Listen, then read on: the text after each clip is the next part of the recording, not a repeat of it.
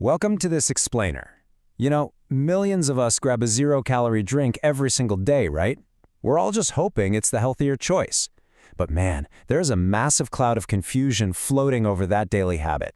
So today, we're cutting right through the noise. We're looking strictly at the hard data, straight from the source, to answer the ultimate question on everyone's mind.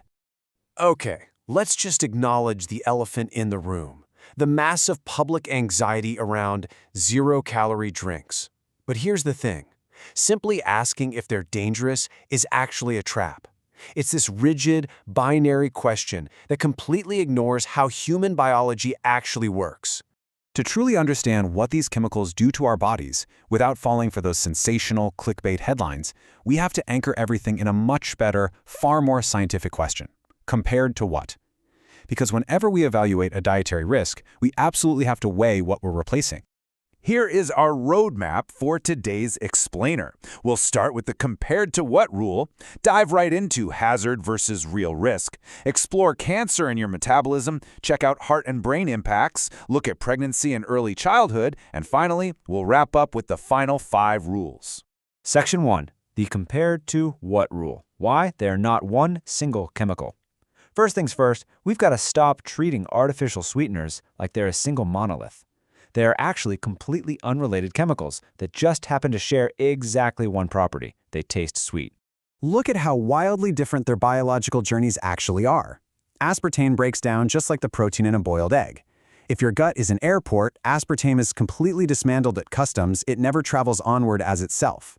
Sucralose, it's basically a transit passenger. Almost all of it never even leaves the gut terminal. But azosulfame K, that one clears customs, goes on a full tour of your whole body, and exits via the kidneys within a day. So you see, you simply cannot ask, are sweeteners safe as a blanket statement? You literally have to evaluate them one by one. Moving to Section 2, hazard versus real risk. Answering 2 totally different questions.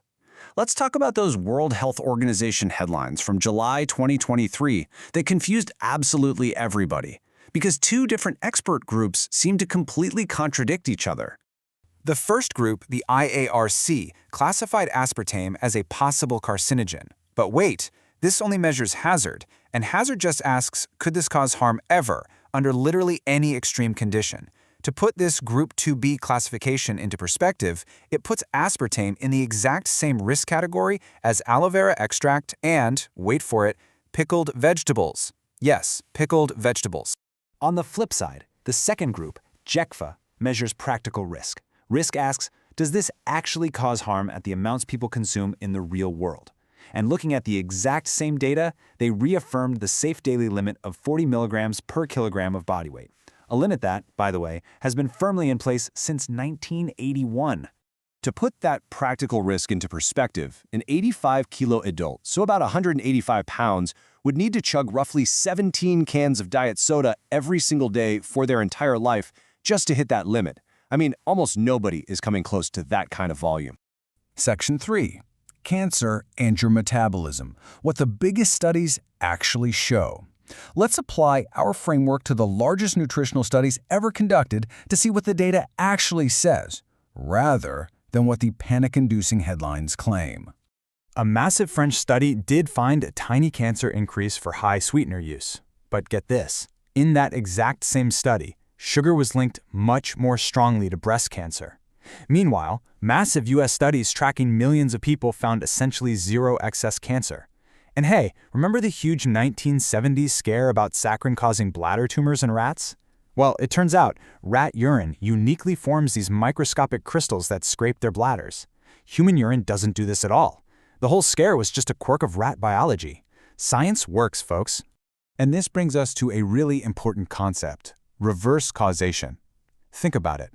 People don't usually just randomly start drinking diet soda. Often, folks who are already struggling with their weight or blood sugar decide to make the switch. So the diet soda is a symptom of their existing health struggles, not the cause. It's a crucial distinction you've got to keep in mind when reading health news. When we're evaluating diabetes and weight, you always have to look at the control group. In a really clean 20-week study on mice, sweeteners looked like a massive win when compared to sugar, because the sugar raised fasting blood glucose and the sweeteners didn't. But when compared to plain water, those same sweeteners looked totally unremarkable, no real difference in weight or body fat. So the headline you read? It depends entirely on which control group the journalist decided to highlight. Section 4, Heart and Brain Impacts, the newest signals and established facts. Let's look at the newest and frankly most serious signal in the entire field right now. And surprisingly, it doesn't come from the classic chemicals, but from sugar alcohols, marketed everywhere as natural and keto-friendly. A Cleveland Clinic study found something pretty wild. Giving healthy volunteers just 30 grams of a sugar alcohol called erythritol spiked their blood levels 1,000-fold. 1,000-fold! And it stayed elevated for over 2 days, measurably increasing the reactivity of their blood platelets. You know, the cells that actually form clots. They found that heart patients with high blood levels of erythritol were actually twice as likely to have a cardiac event within 3 years. And dangerously, U.S. food labels don't even require sugar alcohols to be listed individually. Also, this is absolutely fascinating. Mouse studies suggest it isn't just the specific chemicals causing issues, it's sweetness itself, triggering gut receptors that signal the nervous system to build artery plaque. Now, as for the brain, let's clear up a few things. We know exactly why aspartame has a PKU warning label. It's for a rare genetic condition where the body can't process an amino acid inside it. We also know that the internet myth about aspartame releasing toxic formaldehyde is just mathematically false. Sure, it releases a tiny bit of methanol, but it levels 25 times below the safe limit. You literally get more from a glass of natural fruit juice. And while cognitive decline links do exist in some observational studies, they are heavily skewed by that reverse causation we talked about earlier. Moving to Section 5, Pregnancy and Early Childhood. The biggest genuine gap in the science. We require absolute neutrality here, because honestly, we simply don't have all the answers yet. Direct human measurements from something called the Milk Study revealed something incredible.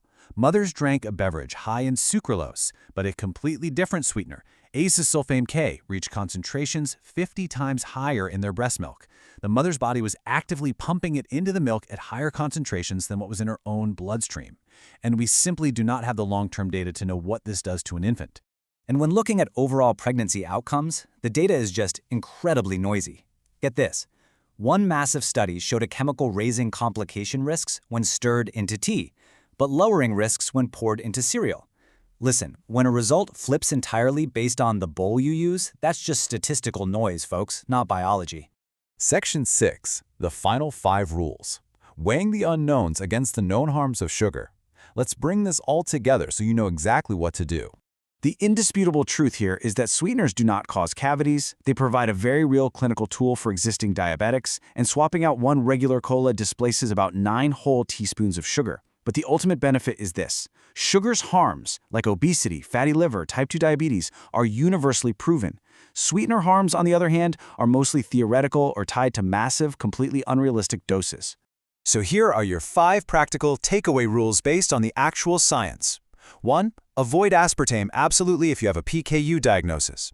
2. Moderate your use if you're pregnant or breastfeeding, just because the data is lacking but infant exposure is highly measurable.